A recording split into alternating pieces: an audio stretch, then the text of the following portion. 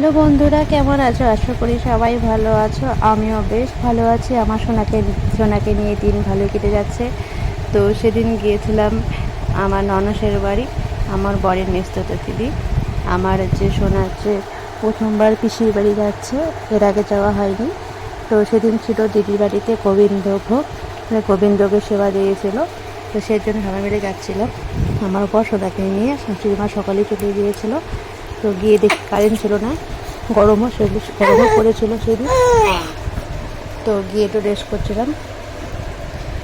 আর পরিবেশটা খুব সুন্দর, দিদির বাড়ি, খুব হাওয়াও থাকে, কারেন্ট না থাকলেও বোঝা যায় না। তো তখন গিয়ে দেখি কীর্তন হচ্ছিলো। তো এই সবার বাড়ি গোবিন্দ বসেছিল ভোগ খাওয়ার জন্য। তো আমরা গিয়ে রেস্ট করে তারপরে প্রসাদ খেতে বসেছি।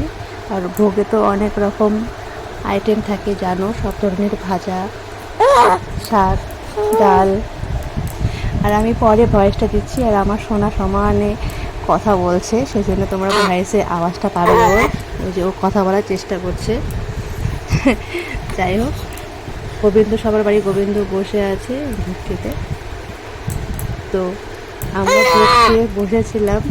তো বাড়ি যাবো।